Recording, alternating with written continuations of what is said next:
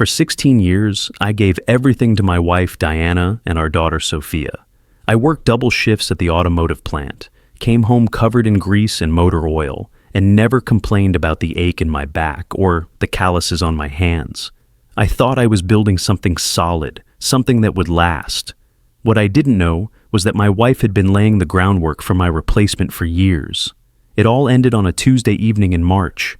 I was sitting at our kitchen table, nursing a beer after a particularly brutal day supervising the assembly line, when Diana walked in with that look on her face. You know the one, the look that says everything's about to change, and not for the better. "Austin," she said, not even bothering to sit down. "We need to talk about Bryce." Bryce Morrison, her so-called best friend for the past 5 years.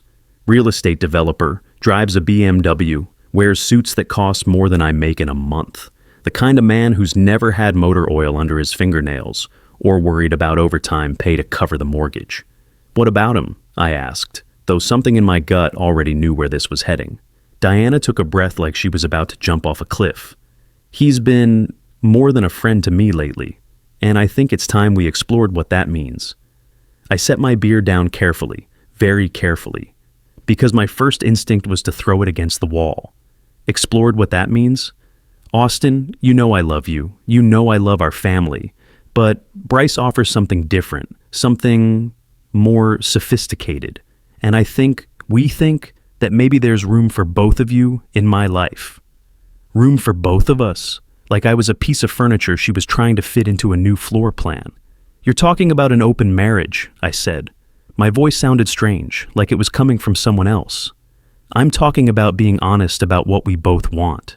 Bryce can provide things for Sophia and me that your job, simply can't. Private school, better opportunities, a different kind of life. A different kind of life. Translation, a life where she didn't have to explain why her husband came home dirty every day, why we drove a 10-year-old pickup truck, why we couldn't afford vacations to places that required passports. And what makes you think I'd agree to this?" I asked. That's when she showed her true colors. "Austin, be realistic. You work at a plant. Bryce owns office buildings downtown. He's offering to help with Sophia's college fund, maybe get us into his country club. This isn't about replacing you, it's about upgrading our situation." Upgrading our situation, like I was an outdated appliance. I looked at my wife, really looked at her. The woman I'd married at 22, the woman I'd worked myself half to death to provide for. She was looking at me like I was the obstacle standing between her and the life she deserved. "So what's the plan here, Diana? Bryce comes over? For dinner on Tuesdays and Thursdays? We have some kind of schedule worked out? Don't be crude about it. Bryce and I have discussed this thoroughly. He's willing to take care of the financial aspects of our marriage while you handle the domestic parts. Handle the domestic parts." I was being demoted to house manager while another man moved in on my wife and daughter. "And Sophia? What does she think about mommy's new boyfriend moving into our lives?" Diana's face hardened. "Sophia understands that sometimes adults make complicated decisions. She's 16, Austin. She's not naive. And frankly, she's excited about the opportunities Bryce can provide. Better clothes, better school, better prospects. Better prospects than her own father could give her." I stood up from that table, grabbed my keys from the hook by the door, and walked out. I didn't say a word. I didn't slam the door. I just left. Diana called after me, of course. "Austin, we're not finished talking about this." But we were finished. We were more than finished. I drove to my brother Roy's old place. The house had been sitting empty since he passed from a heart attack 2 years earlier. I'd been meaning to sell it, but something always held me back. That night, I understood why. I needed a place that was mine, completely mine, where no one could ask me to share space with my replacement. The next morning, I went back to the house while Diana was at work and Sophia was at school. I packed my clothes, my tools, and the photo albums from before Diana decided I wasn't enough. I left the wedding photos on the kitchen table with a note. "Give Bryce my regards." Diana tried calling for weeks. She left voicemails explaining how I was being unreasonable, how I was throwing away our family over my ego, how I needed to think about what was best for Sophia. What was best for Sophia apparently was watching her father get systematically replaced by a man with a better credit score. Sophia called too at first. "Daddy, why did you leave? Mommy says you're being stubborn. I wanted to explain. I wanted to tell my daughter that sometimes a man has to walk away to keep his dignity. But how do you explain to a 16-year-old that her mother had essentially put your marriage up for auction and found a higher bidder? Sometimes adults make decisions that seem harsh, sweetheart. But I need you to know that I love you and I'll always be here for you. The weeks that followed blurred together in Roy's empty house. I'd wake up before dawn, drive to the plant, supervise the morning shift, then come home to silence that felt heavier than any argument Diana and I had ever had. The Camaro in Roy's garage became my evening companion, a 1969 project that my brother had started but never finished. Working with my hands, rebuilding something that had been broken, felt like therapy I couldn't afford to pay for. Diana's calls became more desperate as the reality of my absence set in. At UE, first, they were angry, then pleading, then threatening. "Austin, you need to come home and discuss this like an adult," she said in one voicemail. "Sophia is asking questions I don't know how to answer." The questions, I imagined, were probably about why Daddy couldn't handle sharing Mommy with her successful friend. Why Daddy was so selfish that he'd rather destroy the family than accept a better arrangement for everyone involved. 3 weeks after I moved out, Diana escalated. I came home from work to find legal papers taped to Roy's front door. Divorce proceedings with a demand for alimony that would have left me working overtime until I was 70, just to keep her in the lifestyle Bryce had shown her was possible. I called the lawyer, whose name was on the papers.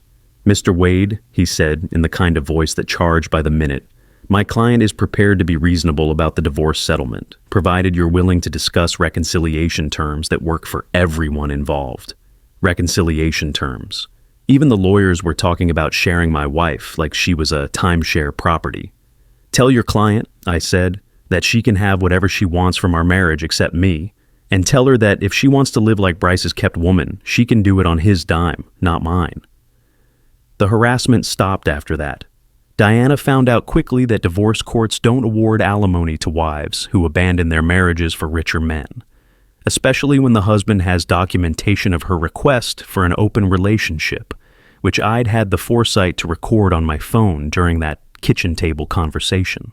Sophia's calls became less frequent, more distant. When she did call, the conversations were different, shorter, more carefully worded, like someone was coaching her on what to say. "Daddy, I miss you," she'd say. But then she'd follow it up with updates about her new private school, the country club membership, the vacation to Aspen she was taking with Mom and Bryce. She never said Mom and Dad anymore. It was always Mom and Bryce. I started spending more time with my nephew Caleb during those months. Roy's boy had just turned 19, studying mechanical engineering at the State University, while working part-time at a tire shop to pay for textbooks. He'd come by on Sundays to help me work on the Camaro, and we'd talk about his father, about family, about what it meant to carry the Wade name with pride. "Uncle Austin," he said one Sunday as we replaced the carburetor, "I don't understand why Aunt Diana would ask you to share her. That's not how marriage works." Out of the mouths of 19-year-olds, a kid who'd never been married understood what my wife of 16 years had apparently forgotten. "Some people," I told him, "think love is something you can divide up like a paycheck. Give a little here, a little there, keep everyone happy. But real love doesn't work that way. Real love is exclusive or it's not. Real love at all." Caleb nodded like he understood something important about life. "My dad always said the Wade men don't share what's ours. We work for it, we earn it, we protect it." Your dad was a smart man. He also said that if someone doesn't want to be part of the Wade family, that's their choice. But they don't get to keep the benefits after they make that choice. Roy had been wiser than I'd given him credit for, and his son was learning those lessons well. As summer turned to fall, I settled into a routine that felt more like living than the performance I'd been putting on for 16 years. I worked my shifts, came home to my own space, worked on the Camaro, and had dinner with Caleb every Sunday. No one asked me to share anything. No one suggested I wasn't enough. No one treated me like a supporting character in my own life. Then came October, and with it, the real kick in the teeth. Sophia called on a Thursday night, her voice different than I'd heard it in months, excited, almost giddy. "Daddy, I have news. Big news." "What's that, sweetheart?" I'm changing my last name. I'm going to be Sophia Morrison now. Bryce is adopting me legally. He says it'll be better for college applications if I have his name. More prestigious. Prestigious. My 16 years of working double shifts to pay for her, everything wasn't prestigious enough. You're ashamed of being a Wade, I said. It wasn't a question. There was a long pause. Too long. It's not about being ashamed, Daddy. It's about opportunities. Bryce knows people. He can help me get into better colleges, better internships. The Morrison name opens doors that the Wade name just doesn't. Opens doors that the Wade name doesn't. The Wade name that my grandfather wore with pride when he built houses with his bare hands. The Wade name that my father honored when he worked the night shift at the steel mill for 30 years. The Wade name that I'd carried through 16 years of marriage, thinking I was building something worthwhile for my daughter to inherit. I see, I said. Well, congratulations on your new name, Sophia. I hope it serves you well. Daddy, don't be like that. You're still my father. This doesn't change anything between us. But it changed everything. Because the Wade name wasn't just a name, it was a legacy. And she'd just traded it in for a better model. After I hung up, I sat in Roy's kitchen for a long time, thinking about what Sophia didn't know. What Diana didn't know either. What nobody knew except me and the family lawyer who'd handled my parents' estate. My grandparents had left a substantial inheritance specifically for the beloved granddaughter who carries the Wade family name with pride. $85,000 from the sale of the family farm in Missouri. Money that had been sitting in a trust fund, waiting for Sophia's 21st birthday. There was also my life insurance policy, $100,000 that I'd been paying premiums on for 16 years, with Sophia as the primary beneficiary. And the 1969 Camaro I'd been restoring in Roy's garage, a car worth $45,000 to the right collector, plus my 401k from the plant, $65,000 saved over 16 years of work, all of it earmarked for Sophia Wade. But Sophia Wade no longer existed. Now there was only Sophia Morrison, and Sophia Morrison had no claim to the Wade family legacy.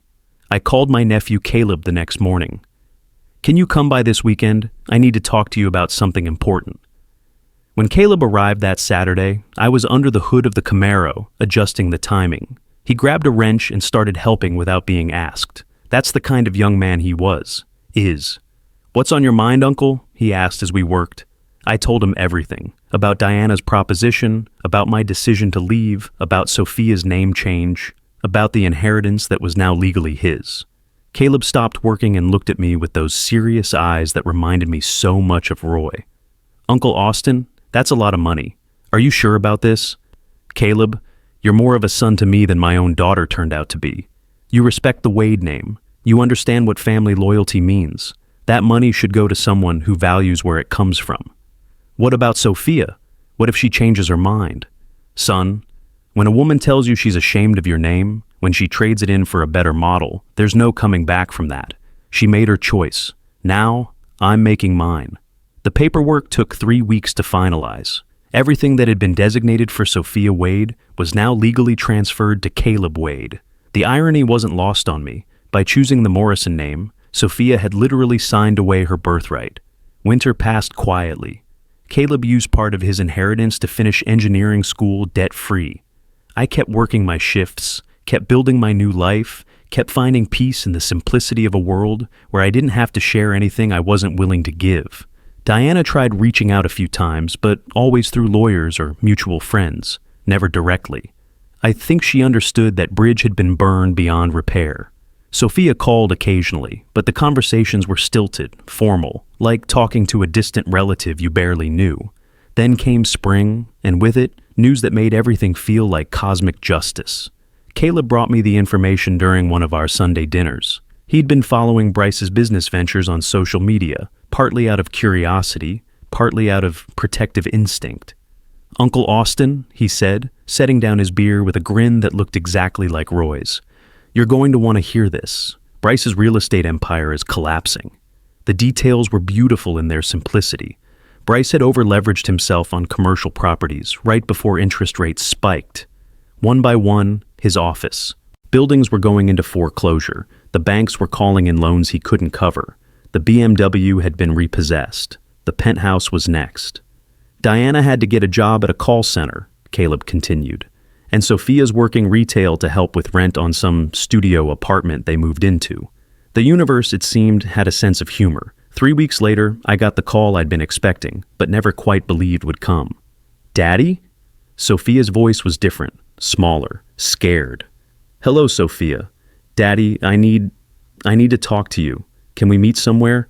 We met at the diner where I used to take her for pancakes when she was little. She looked older, more sophisticated in her designer clothes and expensive haircut. But there was something desperate in her eyes that reminded me of the little girl who used to wait for me at the window every evening when I came home from work. Daddy, we're in trouble. Bad trouble. Bryce lost everything. The real estate market crashed, and he was over-leveraged on all his properties. They foreclosed on the penthouse. Mom and I had to move into a tiny apartment. I'm working at a retail store just to help pay rent. I sipped my coffee and waited. This was her show. Let her perform. We need help. Financial help. Just until Bryce can get back on his feet. Why are you telling me this? Tears started forming in her eyes. Because despite everything that happened, you're still my father. You're the only person I can turn to. I'm honored that Sophia Morrison considers me worthy of her attention. But I'm afraid I can't help you.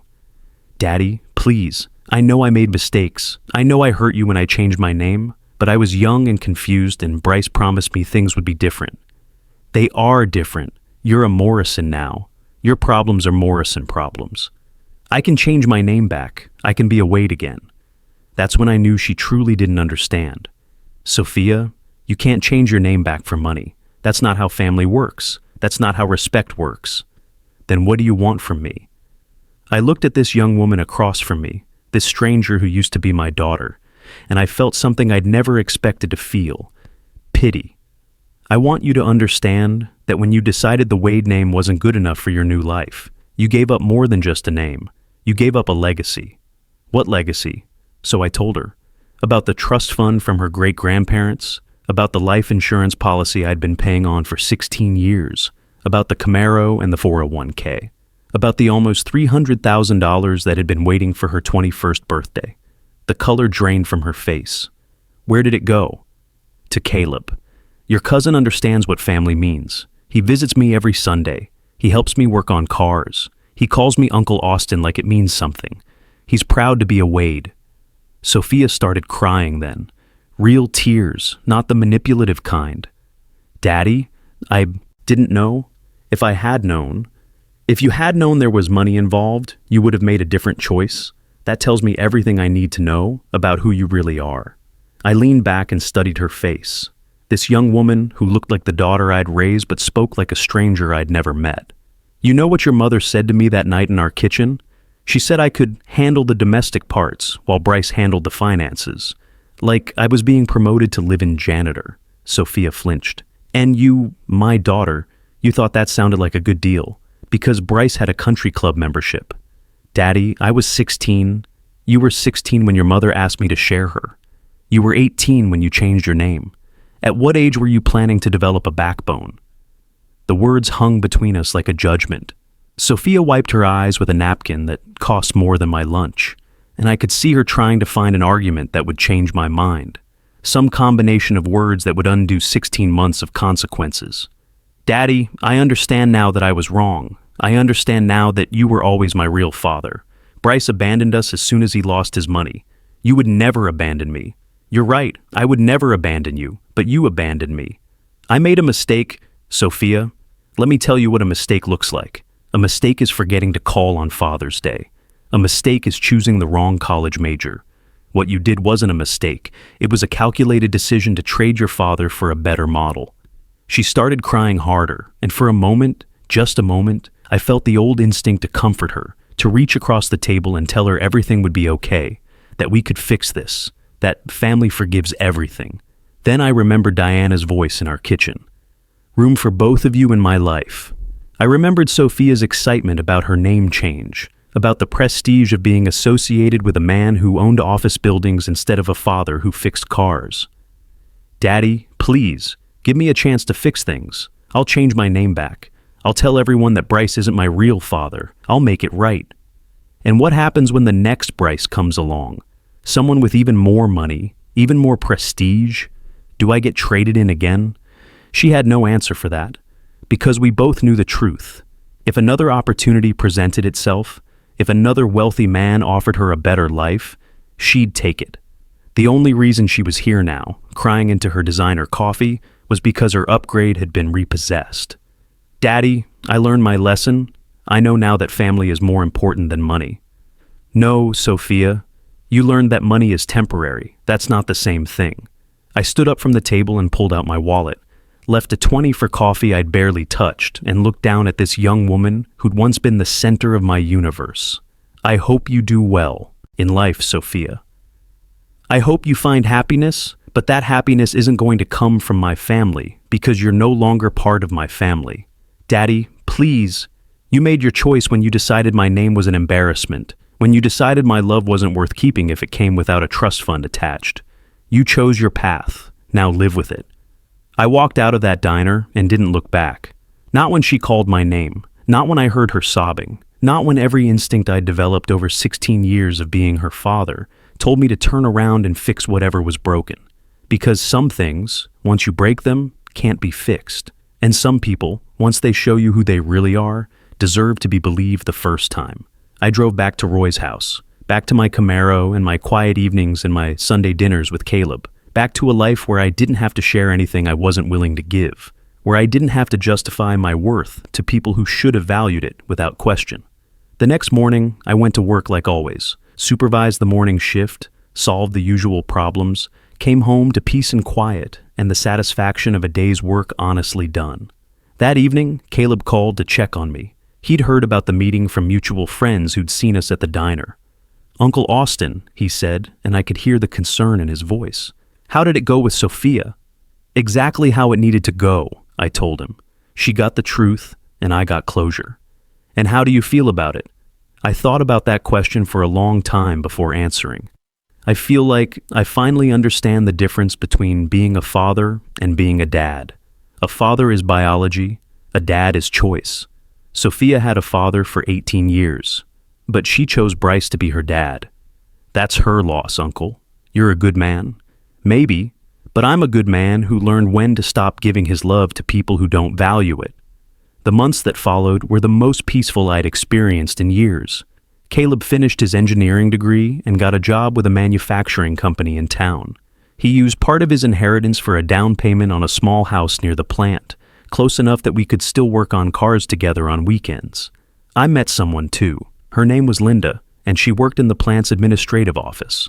A divorced woman with grown children who understood what it meant to rebuild your life after someone you loved decided you weren't enough. She never asked about my past marriage, never pushed for details about why I lived alone in my brother's house. She just accepted that some stories are too painful to tell until you're ready. Linda appreciated simple things. She liked my cooking, laughed at my bad jokes, and never once suggested that I needed to change anything about myself to be worthy of her attention. When I told her about the Camaro project, she asked if she could help. When I explained that I worked with my hands for a living, she said she found that attractive in a man. Too many guys today think masculinity means wearing expensive suits and talking about stock portfolios, she said one evening as we sat on Roy's back porch.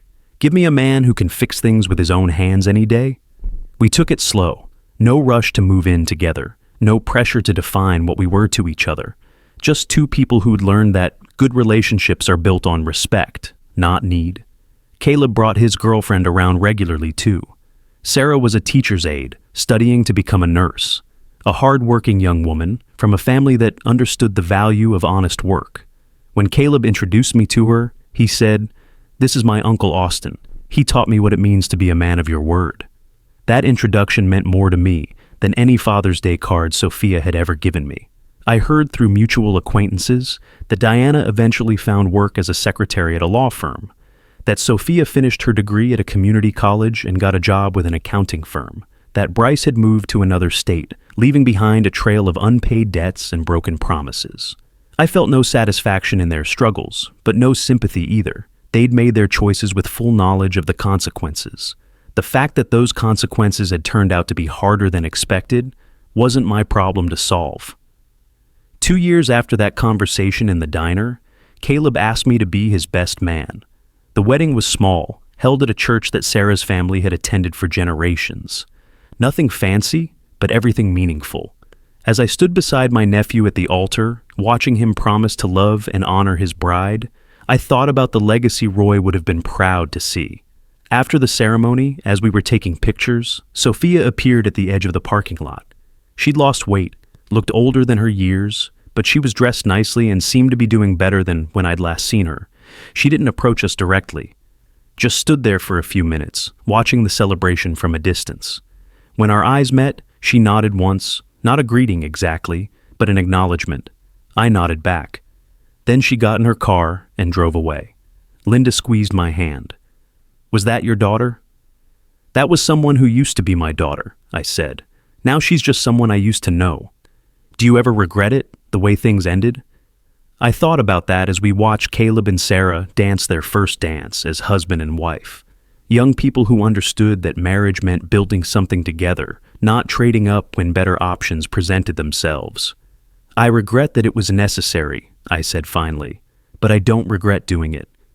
A year later, Caleb and Sarah gave me news that completed the circle. They were expecting their first child, a boy who would carry the Wade name into another generation. A child who would grow up hearing stories about his great-uncle Roy, about the importance of family loyalty, about what it means to work with your hands and take pride in honest labor. "We want to name him Roy," Caleb told me, "after Dad, and we want you to be his grandfather, not his great-uncle, his grandfather." I accepted that honor with the understanding that it came with responsibility. This boy would learn what I'd failed to teach Sophia. That family isn't about what you can get from each other, but what you're willing to give. That love without respect is just sentiment. That actions have consequences, and character is determined by the choices you make when those consequences come due. As I write this, young Roy Wade is 3 years old. He calls me Grandpa Austin and helps me work on cars in the garage that used to belong to his grandfather. He's learning to hold a wrench properly, learning that things worth having are worth working for. The Wade name will survive. It will be carried by people who understand its value, people who won't trade it away for promises of easier lives or better opportunities. Sophia Morrison made her choice. I made mine, and I sleep just fine at night.